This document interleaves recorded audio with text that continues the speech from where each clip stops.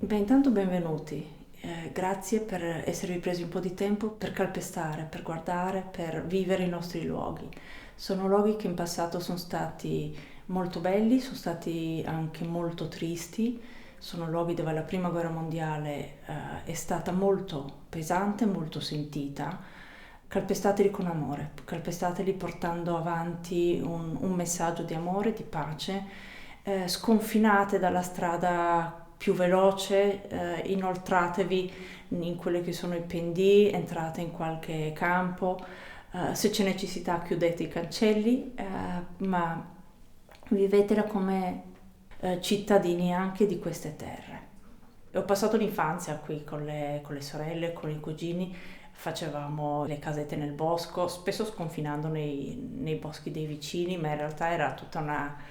combricola di ragazzini più o meno grandi, più o meno organizzati, che ogni estate costruiva una capanna che quando era finalmente pronta, ormai era ora di tornare sui banchi di scuola, ma qui è la nostra vita, che non è solo vita produttiva, è proprio vita vissuta. La nostra panchina in realtà si distingue un pochino dalle altre perché abbiamo pensato di posizionarla in quello che è uno dei pochi pozzi ancora sempre totalmente attivi. Abbiamo pensato di omaggiare un po' il pozzo, l'acqua, uno degli elementi sempre più importanti nelle nostre vite, di un momento di pausa, quindi di riposo, ma anche di riflessione, di gratitudine verso tutto quello che ci circonda, sotto una vecchia grande quercia sulla quale in primavera e estate vivono tantissimi uccellini, con i nidi artificiali in supporto proprio del loro ritorno, per far sì che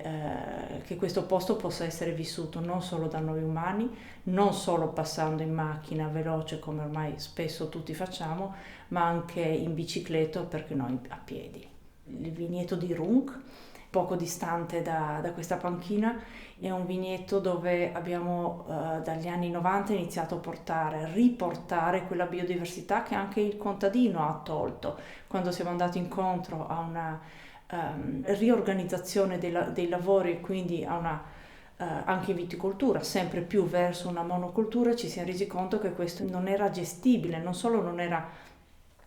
sostenibile economicamente, ma non era sostenibile da un punto di vista più globale. E abbiamo iniziato a riportare ciò che dalla vigna abbiamo tolto, ovvero alberi non solo da frutto, abbiamo cercato di intervallarli, abbiamo cercato di dare fioriture diverse in periodi diversi della stagione, perché gli insetti che vivono